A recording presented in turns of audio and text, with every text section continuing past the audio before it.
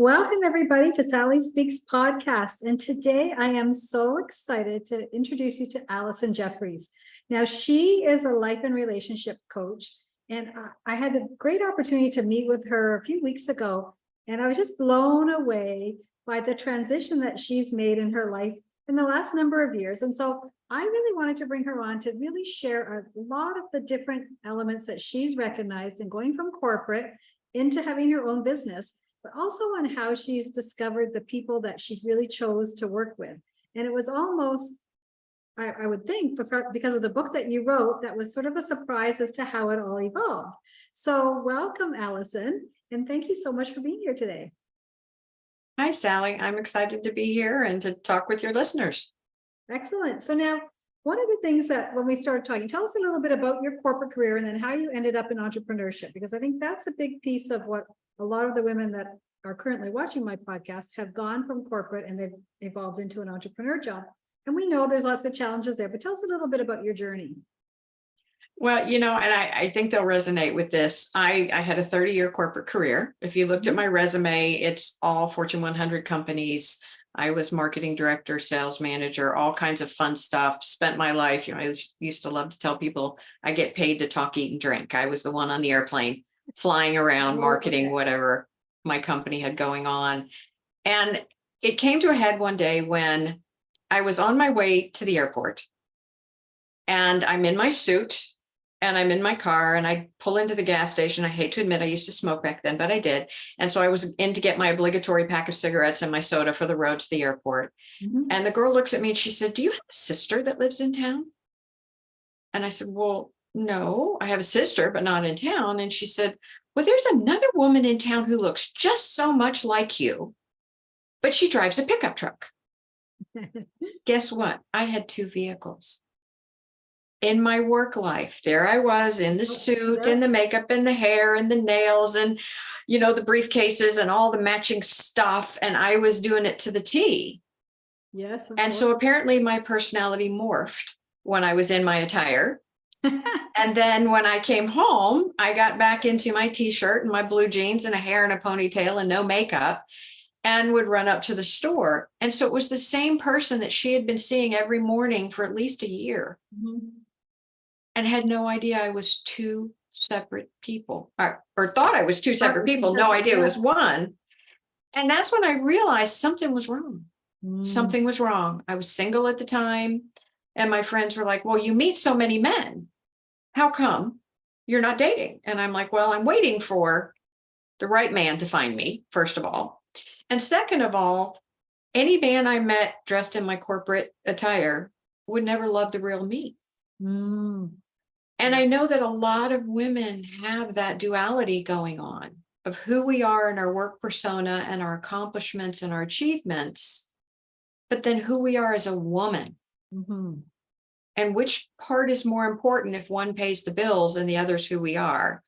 And so that's how kind of started that metamorphosis for me to get out of the corporate world. So I could be one person, which I'm happily now just one person. Nice. And put that together and do something that I could be equally as proud of, but maybe find more meaning in that. Yes. And so you go on that search for where you're going to be, and we all have these preconceived notions. And what I've learned is it's not what happens in life that derails us. It's our expectations. What we expected to happen, if it doesn't happen, that derails us. So I went about deciding what I wanted to be. And I said, okay, I was a speaker in my corporate life. I talked. I love motivating people. I would love to motivate women. Gee, I have to have my own content. What could I use? Oops. I have my book that I wrote when I was going through my divorce, not intended to be published, but just for me. It was kind of an exploratory journaling thing, but it's a good book. So I'd send it to several friends that were going through divorce and they'd be like, "Allison, it's like you were in my head. How did you do this? This is so, emotionally evoking." And I said, "Great." So got that published and said, I'm going to go out as a public speaker. And this was my plan. And I was out marketing my book and marketing myself and lining up small speaking gigs so I could get the videos so I could apply for the bigger ones and, get on the process.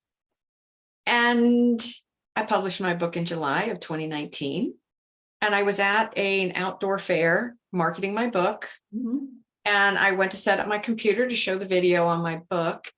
And I was #1 on Amazon in women's literature. Awesome. Oh, that was one of my dreams, of course, that Yeah. it would do something, and it would be a good book, but it happened, and it happened on its own. So I felt very good about that, and everything was rolling along. And speaking careers take a while to build. They Yeah. take about a year. Anytime you're going to go into business for yourself doing something, you got to give yourself that year's time frame to get it built. It takes time Yeah. that we're not prepared for a lot of times. Mhm. So I was starting to get nervous because, I was half a year in and got to get some stuff going, and things were starting to percolate. And I was, okay, this is good. This is good. This is good. And what happened in February of 2019? COVID. Yeah. Everything shut down. There was no speaking. Mm-hmm. So there I was, just trying to stay busy, trying to figure this out. And I was on the phone with a woman. She was in one of the groups I was marketing my divorce book in. Yeah. And it was a divorce group, and she was just hurting. And I said, hey, do you want to just jump on a call? Let's talk. Let's see what if I can just help get you to do this. And so we jumped on a call and we talked 2 or 3 times. And after the third conversation, she goes, what do you do? You're really good at this. And because everyone in the background has said, you should be a coach. Yeah. And my degree is in psychology, and I've always been that person, open door, come in, let's talk. Mhm. So I said, hey, I'm a coach. And so I started working with clients, helping them through the divorce process, which was my material. So it made sense. But over time, as you said, things happen and you land where you land. And what came from the divorce work is I can help people get divorced, and that's fine. I know how to do that. And it doesn't mean I want them to get divorced, but if they are, I can help. But what was more important to me is if you're going to go through hell, I think that you should come out of it better off on the other end. Yes. And the work that was helping my clients more and was far more rewarding to me was helping them understand who they are, Mm-hmm. developing that relationship with themselves, and understanding that when they're ready to date, how to develop a strong and healthy relationship with a man, not based on the fear and not based on needing someone, but being already totally happy and just finding someone that could add to their happiness. Mm-hmm. Yeah. So I want to go back on the journey because one of the things that I picked up, which I love the journey and I love how it all has transformed for you from just, writing your story to be able to have it grow into a business. So that's pretty incredible. And so congratulations on that. But at the beginning, you were talking about those 2 different people. And, I can completely relate to that because when I was in my corporate career too, it was the dresses and the shoes and the jewelry and the hair, that whole bit. Mm-hmm. And so it became part of who I thought I was at the time. Yes. But then when I chose to go into entrepreneurship, it completely changed. And after about a year or so, I recognized that I also was changing as a person and getting back in tune with who I was as a woman, as opposed to bringing that masculine energy. And I don't know if it was because of our generation or whether that's still going on today, but I know that when I look back, all of the characteristics of that masculine behavior I brought forward to my workplace in order to be successful. Or at least I thought that's what I needed to do. Mm-hmm. And so it's very interesting to me. Do you see a lot of women still stuck in that, like not really owning their femininity or their feminine energy? As you're working with clients, are they still in that stage? It's that saying, when in Rome, do as the Romans do. Mm-hmm. And when you go into the corporate world, it is a male dominated. It was designed by ex-generals and military officers that came into the corporate world, umpteen hundred years ago.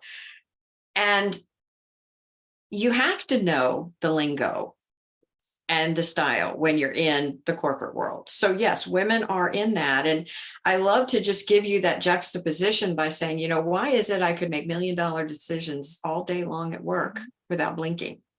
But yet at the end of the day, when I came home, one of my kids would run up and say, Mommy, what's for dinner? And I'd freaking melt down. I wasn't prepared for that. And so it's that difference in the way men think and process information, make decisions, and the way women think and Mhm. process information, make decisions.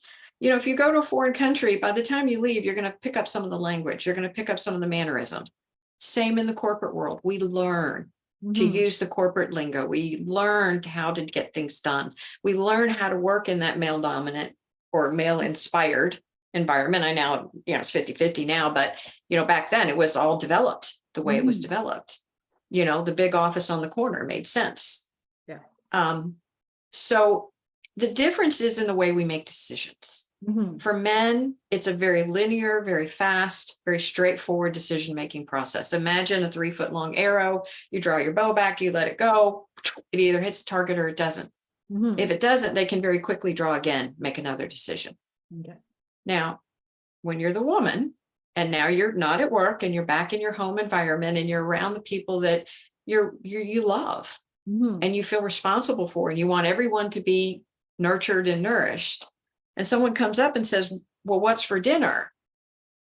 Your decision-making process starts out, it's a little 4x4 box. You open the lid and inside is this circular thing that when you pull out, it just starts to expand.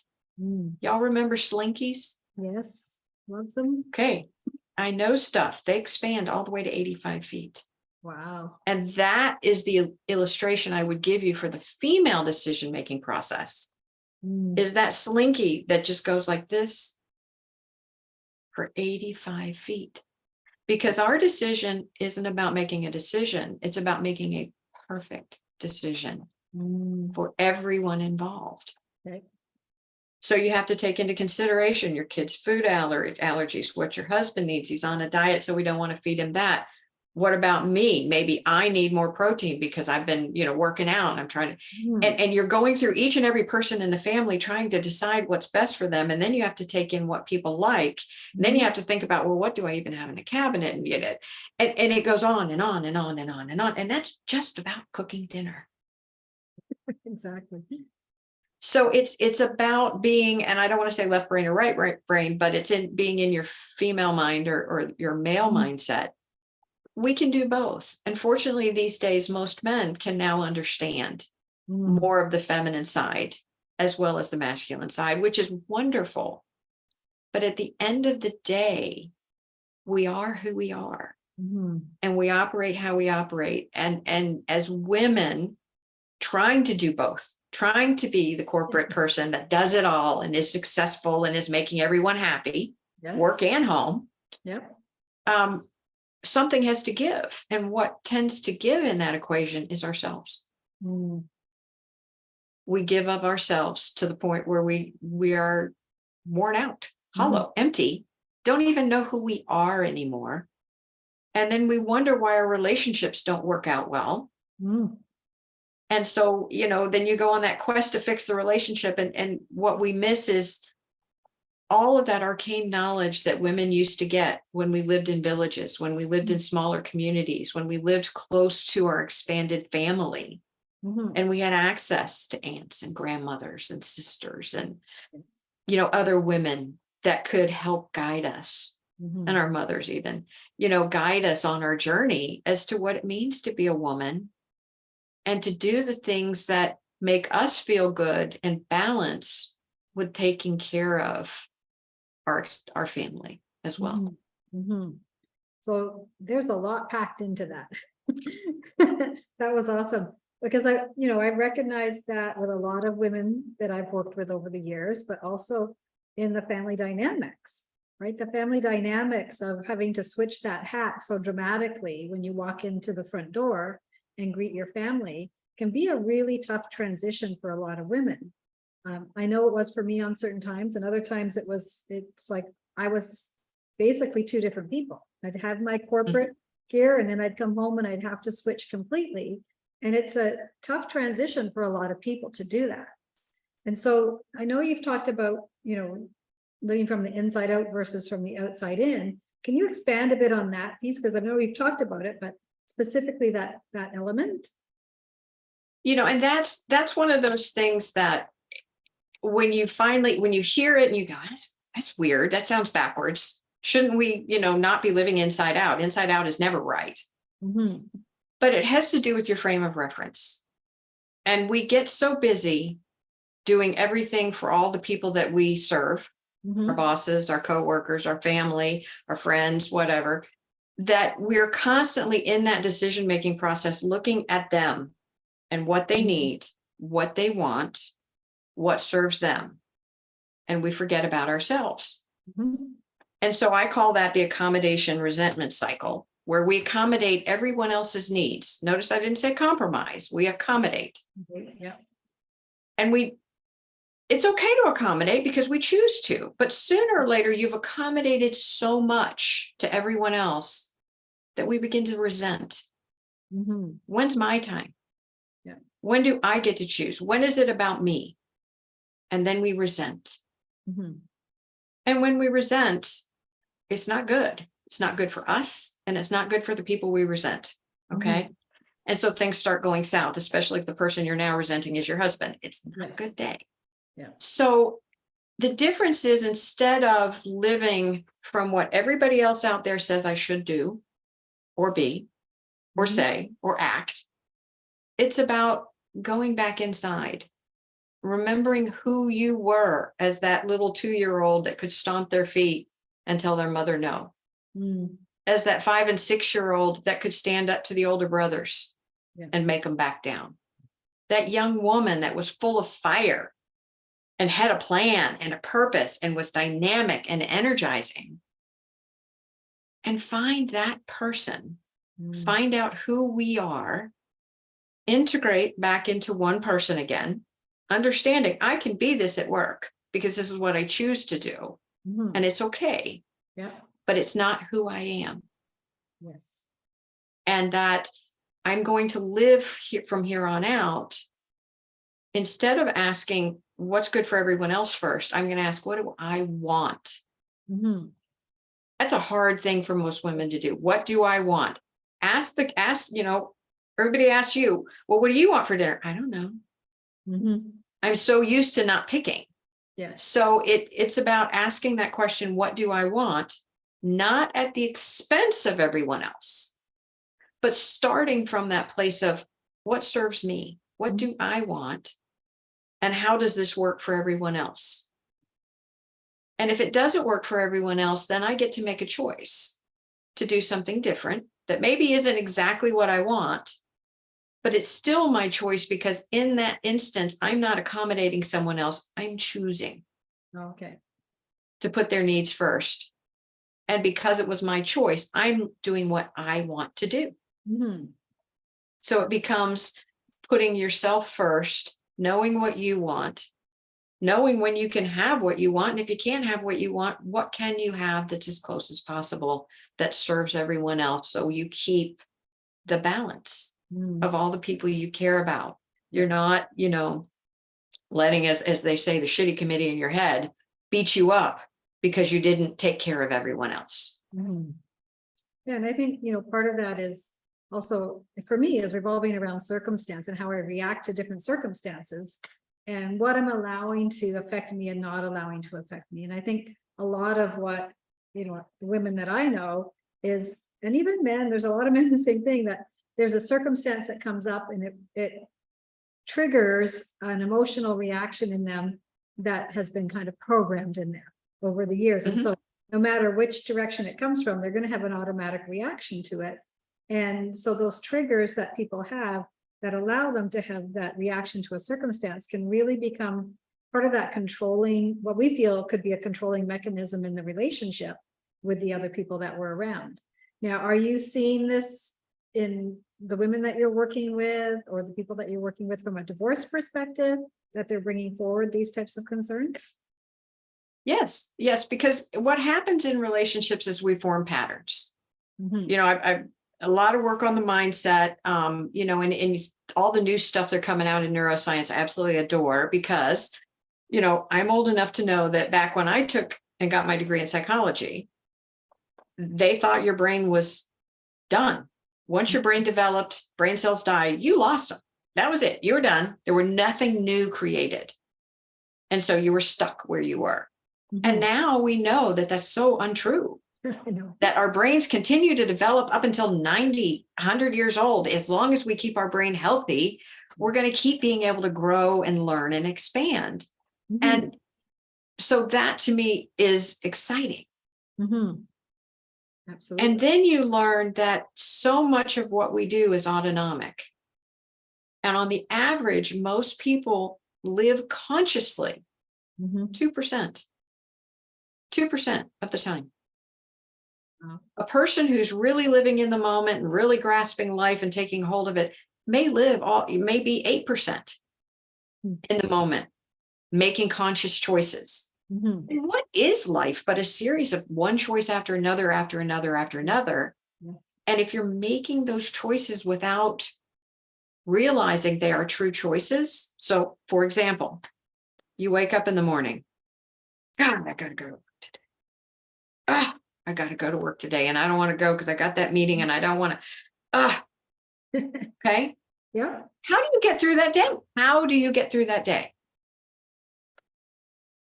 Because you didn't make a choice. Mhm. The difference is you wake up in the morning and you say, and this is one I learned from my husband. Sometimes you just got to love the paycheck.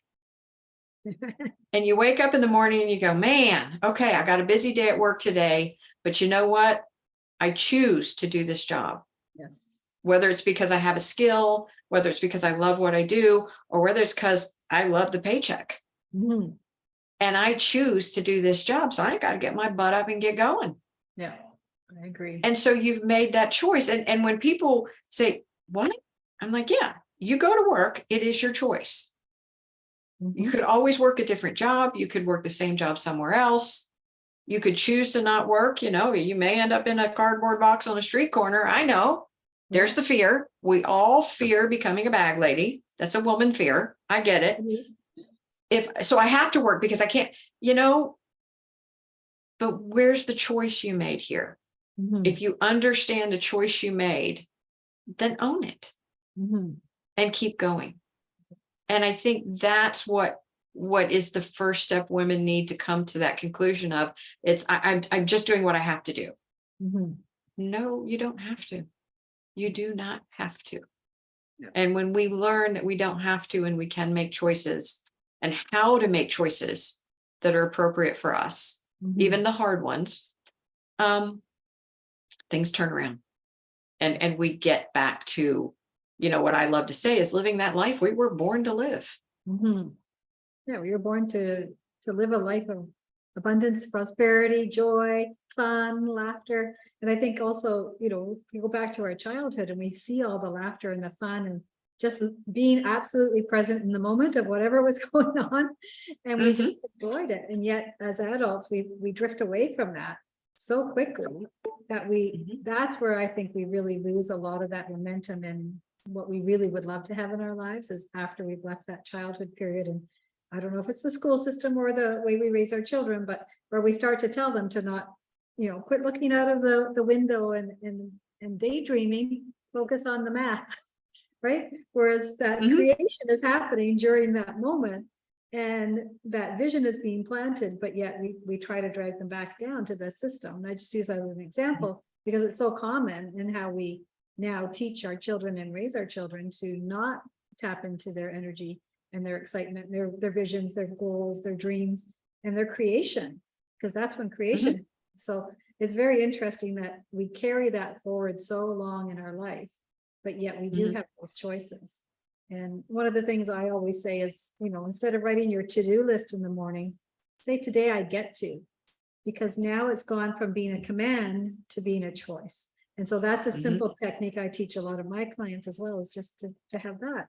Today I get to, and put down 2 or 3 things that are going to be impactful for your day. And then the other things will happen in between because you're choosing the main elements. And I also tell them to put the energy they want to bring forward in it. Because that to me is, if I say it's going to be fun, today I get to meet with Allison and I just really enjoy the conversation. I have so much fun and it's so engaging. Guess what? That's what I'm going to create. But if I was to say the opposite, I'm like, oh my gosh, I've got another podcast episode. guess what? It's going to feel like that. So for me, it's that big choice that I get every day in the activities that I'm choosing to do in my life that have changed my whole perspective from that big corporate to-do list. And so there's always things that I have to get done, but I choose to focus on the main activities that are going to bring me that presence, that joy, that abundance, that feeling of worthiness, and that just that fun. I really want to have that fun with everybody I speak to. So that's part of what I've changed for my clients as well. And that is, and it sounds so, no brainer, but it's something that we have to, as coaches, coaching women particularly, reteach them. Yes. When I ask them, what lights the fire in your heart? What lights you up? And we got to dig and dig and dig till they're willing to admit to something, some guilty sin and pleasure of what lights them up. I like helping people or whatever it is. Me, I like a microphone and about 2,000 people in a locked door. Give me about an hour or two and I'm happy. Okay, lights me up. Yeah. But how many of us know what those things are? And then guiding them down that path of how do you get back to, instead of living so autonomically, living intentionally. And the one thing I love to share with my clients is take a week. Every day, I want you to find one good thing that happened that day. That's good. Yeah. And amazing, by the end of that week, they start waking up, like you said, with a new attitude of, now I get to look for that one good thing. Yes. And it's that stop and smell the roses moment. Maybe that one good thing was my kid came home with an A on the report card, or an A on a paper, a test that they worked so hard on. Yeah. And your whole world shines and the child's face shines. And it's, in the big scheme of things, it's not life-changing, but it's that moment. Yes. Maybe it's standing outside looking at a beautiful sunset with your husband and just enjoying the beauty of that sunset, the colors and the clouds. And how often do we do that? How often do we take that moment to stop and say, what was that one good thing? And the more simple that thing is, the more common every day that thing is, seeing the beauty in it, the more you begin to realize how much you've been missing as you go down that road. And you start slowing down and paying attention. Yeah, and I think that's, that part of that gratitude, I guess it really is just being grateful for those little moments. I'm very much into nature, and I have a beautiful view of Mount Baker from my place in Canada, because it's right across the line from where I am.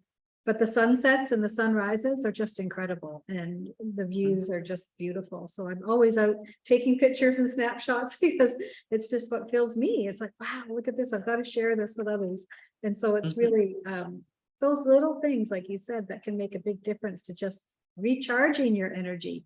Even if you're at work and you're on your lunch break and it's like, where's the park you can walk to? Or where's there some flowers in a basket that you see? Or who's somebody you might have run into that you could offer them a smile and just really appreciate, and you've never met them before, but just send them that smile that they probably haven't had for a while, because you can usually tell by their energy. So all of those little things can make a difference.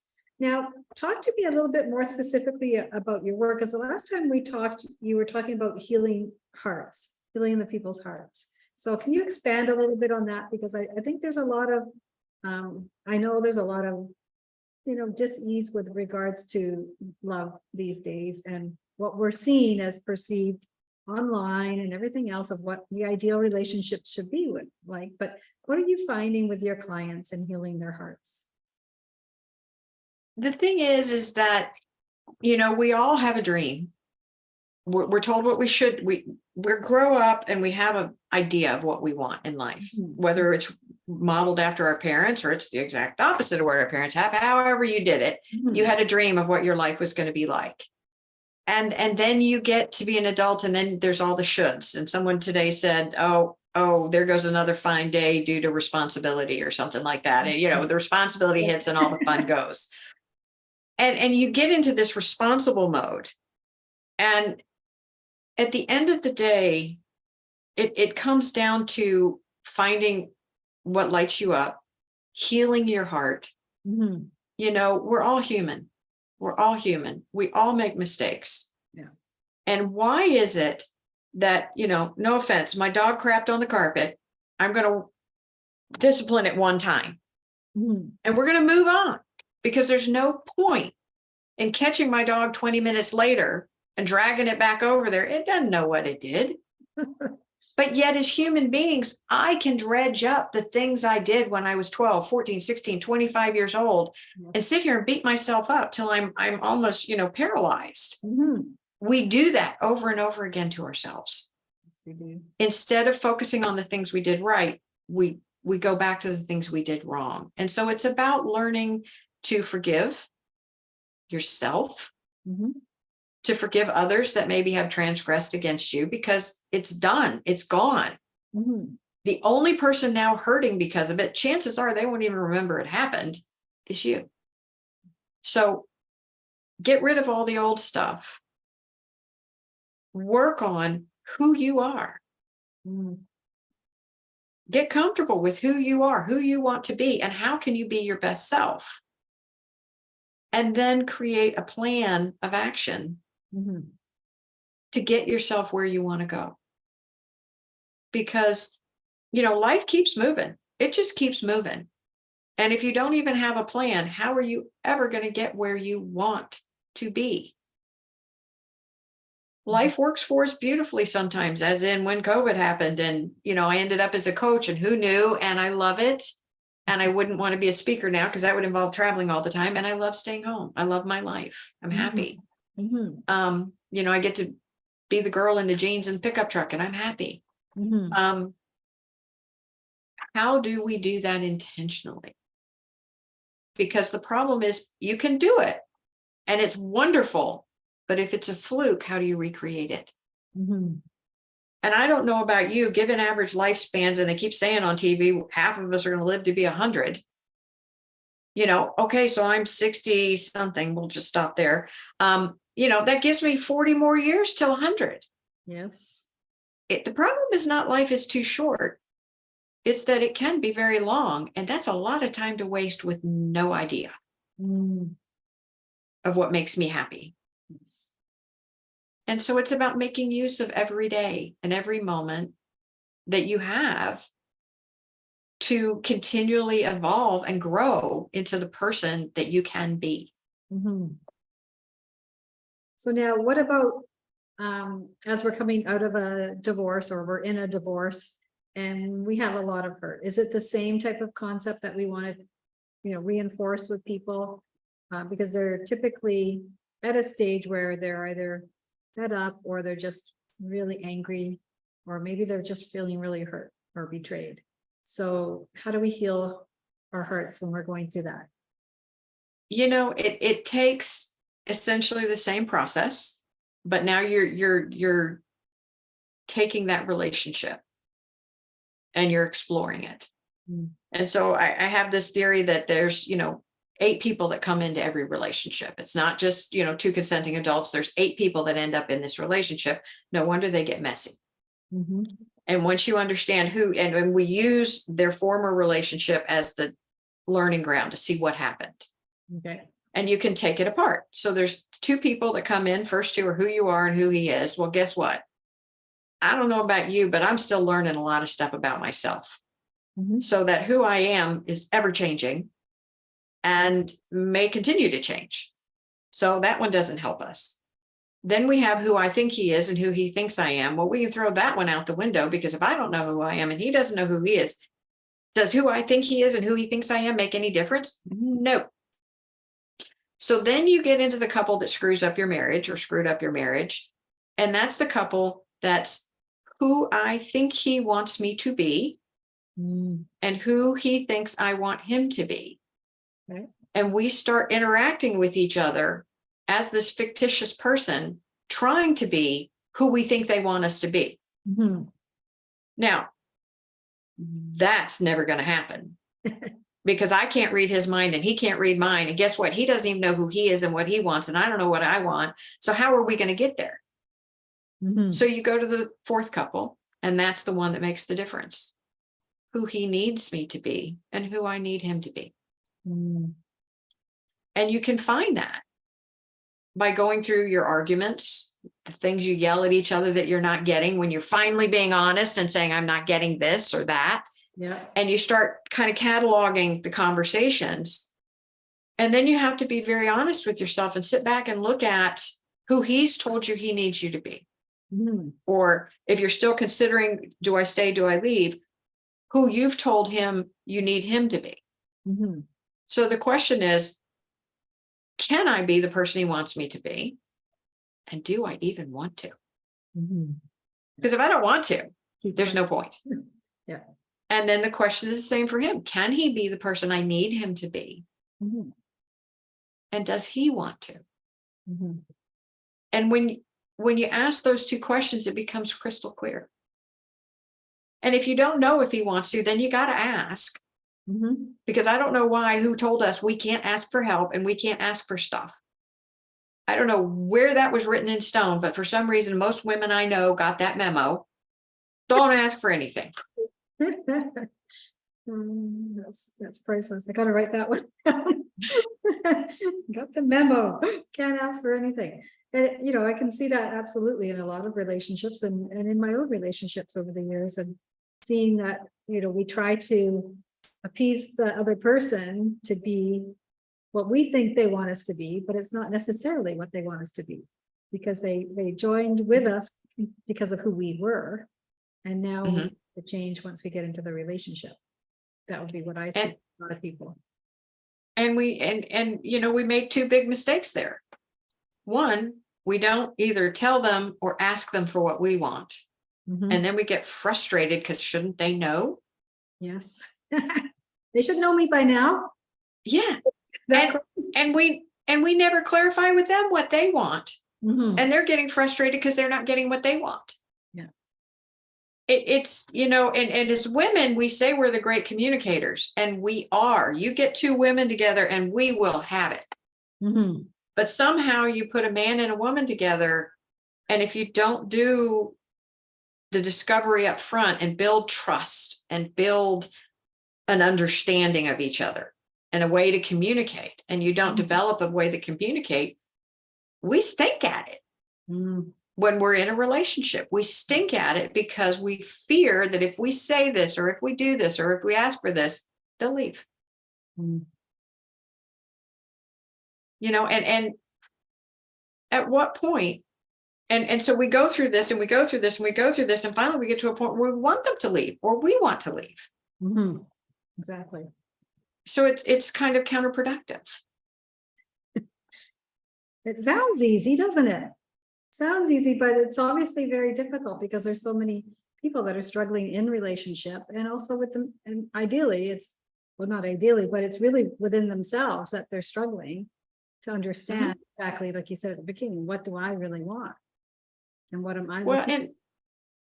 and for me, it's all of that should have been done before you got married. Mm. We have in our society a really whacked concept of what marriage is. Marriage is a legal union in which you get a piece of paper that says you're married, and it takes attorneys and judges to dissolve. Right? Right, absolutely. No, that's not what marriage is. Marriage is when two people commit to each other to live together, to take care of each other, for better or for worse, in sickness and in health, till death do us part. Mhm. And you're making that commitment to yourself as well as to them. Mhm. That's what marriage is intended to be. Yes. Not this legalistic, I've got a piece of paper and I get half of everything you own if you leave me. Mhm. And that's what's gotten lost, Yes. is the real intent and purpose of marriage. Mhm. Yeah, I agree, absolutely. And it's I don't know, it's a very interesting topic that you're talking about, because there's so many people's opinions on relationships and on the divorce and on the marriages. Mhm. And I've seen people in the older generation, older than us, that have stuck by, but seemingly missed out on the part on having their desires being met, having their Mhm. choices, and just persevered through it, right? Mhm. And yet they stayed together for 60 years and beyond. because of that commitment that they had made. But I see today that we're maybe more educated on what we can do, as you're talking about now, how to be able to maneuver within that relationship to be able to make sure that we're living it in a joyous, loving, kind, respectful way. And I think that is the beauty of what you're talking about and what you're able to work with your clients, is to really help them with that. And so I see your book behind you. Can you hold it up or tell us exactly what it's called and where they can get it? The book's title is A Woman's Guide to Surviving Divorce. It's on Amazon. It's on any bookseller online. It is not about me, thank God. Nobody wants to know that much about me and my mistakes, but it's about the process that women go through as their marriage dissolves. And the first thing we go through is the grieving process. And then we got to do some treading water, catch our breath. And then eventually we're able to rebuild. And the book literally goes through each and every step. It took me 10 years to write because it sat for 8, because I couldn't write the ending. Wow. Because for me, it had to be a good ending and I had to live it first before I could write it. So the last 3 chapters are laugh, live, and love. Nice. And that's where we should all be aspiring to be, in a place where we can laugh and live and love authentically. As I wrote it, my niece was living with me at the time, going to school, and she was 16, and she goes, wow, this is good. Because it's kind of that, albeit it's the journey through divorce, it also can help someone who's not sure what they want to do rethink. Yes. And step back and say, wow, if I'd done this different back here, if I reset, or gee, this is an idea. So there's, throughout the book, it's about finding yourself again. And all those pieces that we weren't aware of beforehand. I mean, just no judgment on any woman these days. How do we know how to be married? How do we? Because relationships now are between 2 people, and every 2 people, they're going to have their own thing. There's none of this should be this, should be that. It's what works for the 2 of you. Yes. And if we've never been taught how to sit down with someone and design a relationship and a life that works for us, how are we going to ever achieve it? Yeah. I mean, some people get lucky and they just luck into it, or they have a constitution or moral fortitude that I maybe don't have. But it's about, being yourself and sticking to that. And one of the things that I do with my clients is we joke, but we call it the Build a Man Project. And in this, we sit down and we go through, if you could design your ideal, wonderful, good man out there, what would his characteristics be? Nice. Not what does he look like or what does he do, but who is he? Does he love animals? Does he love nature? Does he love art? Does he love to dance? What are those things that would need to be there for them to fit with you?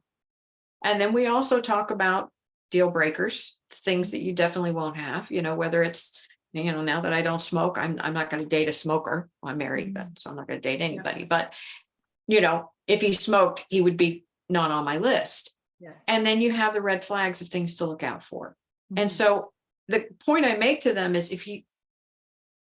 as women, it's not our role, and I'm sorry, this is going to not jive with a lot of people, but it is true. As women, it's not our role in the dating world to find the man. It's his job to find us.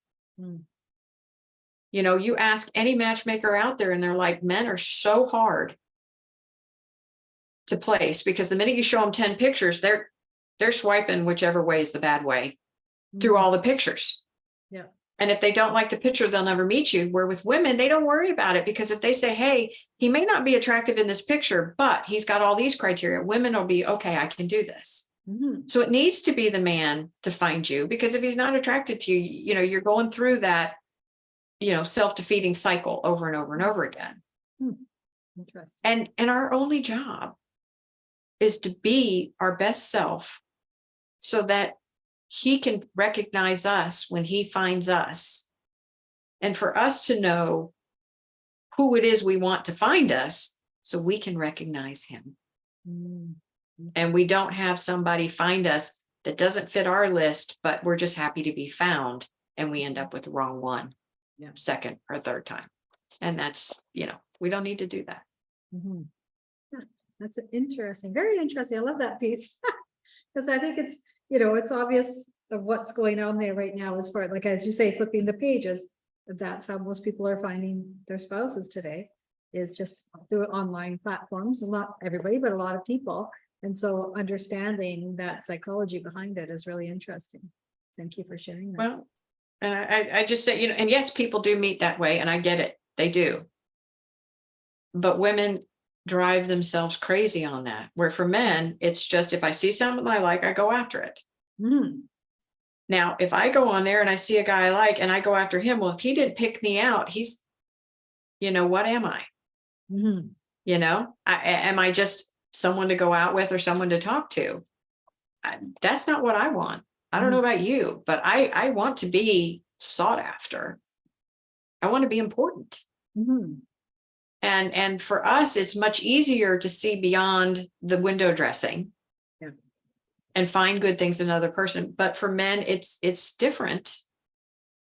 And, we drive ourselves crazy. Mhm. Online platforms, and they're the most self-defeating places you can be when it's not working. But you can use it in the right way and put yourself out there in the right way, so that if there is a good man out there looking for you, he can find you. Mhm. Yeah, absolutely.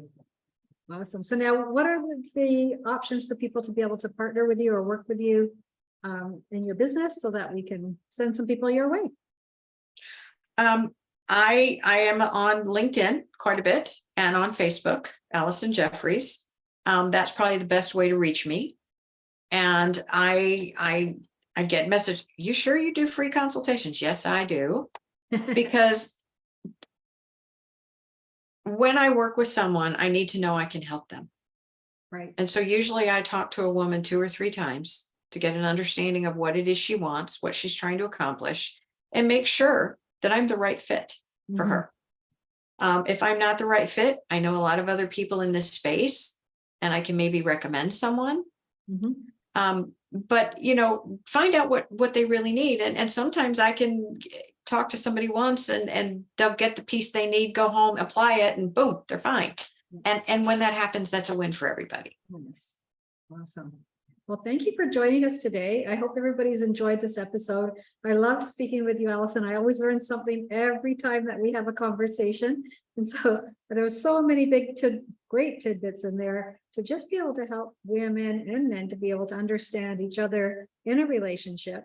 And I know that you work with a lot of women, and you have a beautiful relationship of your own now, and a horse farm, from what I understand. So you get to enjoy your life and really all those precious moments that we're meant to do. So thank you so much for joining us today, and make sure that you reach out to Allison for that free consultation if you're interested in finding out a little bit more about how you too can understand how to manage through the relationships that you're in. And thank you have a great day.